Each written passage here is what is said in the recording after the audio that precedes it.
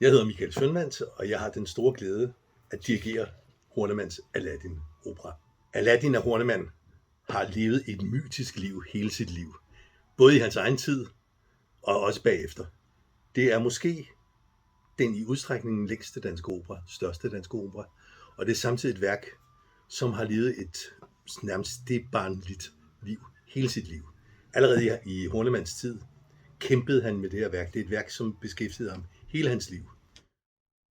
Hornemann fik lov til at se sin opera, Aladdin, i 3 omgange på Det Kongelige Teater. Den blev uopført i al huj og hast, i panik nærmest i 1888, fordi pludselig skulle man have en ny dansk opera sat op.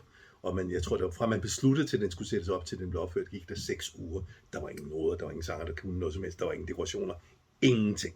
Så det var en katastrofe, som var planlagt lang tid i forvejen, det kunne man se. Så blev den sat op igen i 1892, tror jeg, lige så katastrofalt. Så reviderede Hornemann igen og igen, og så blev den altså endelig opført i 1902, og der blev det en succes. Forestillingen gik en hel del gange for udsolgt hus, jubel. Endelig fik Hornemann så nogenlunde sin succes. Så blev noderne samlet sammen, så blev de lagt på en hylde på Det Kongelige Teaters bibliotek, og der har de så ligget, indtil de kom over på Det Kongelige Bibliotek for nogle år siden, og der har de så ligget videre, og stille og roligt smuldret. Det er i absolut sidste øjeblik, at de her noder overhovedet blev reddet, og med den her fantastiske udgave, som vi nu har fået lavet, med et stort stykke arbejde af fremragende musikforskere, så har vi altså nu det her værk, som simpelthen er et hovedværk i dansk operahistorie. Jeg har været begejstret fra dag 1, jeg lå i det her partitur, fordi ouverturen er fantastisk, men resten af musikken er også fantastisk.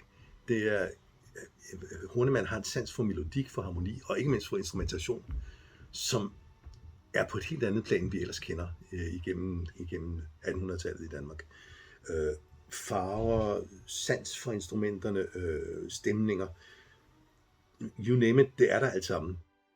Der er 2 meget vigtige nedslag, når man arbejder med en indspilning af sådan et værk som operaen her, Aladdin.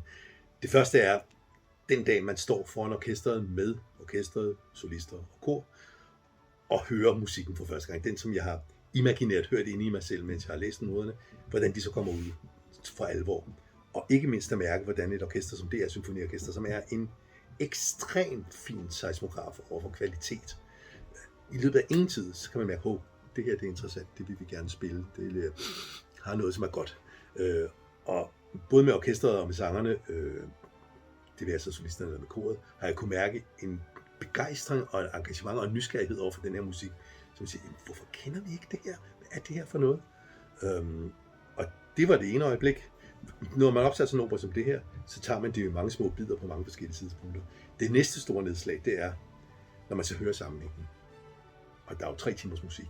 Og vi har optaget det i bidder på 3 minutter der, 2 minutter der, 4 minutter der. Og man springer jo rundt, det er jo ikke sådan en lang kontinuerlig linje. Og så høre sammenhængen, og mærke det lange åndedrag, og den meget lange tanke, som Hornemann har haft gennem hele sit liv, at han har kunne bære den linje hele vejen igennem. Det er fantastisk at sidde med på den måde. Og så med det fremragende sangerhold, som vi har, og vidunderligt motiveret orkester, og et kor, som virkelig har leveret. Jeg tror virkelig på den her optagelse. Jeg tror virkelig på, at det er et værk, som er en hjørnesten i dansk musikhistorie.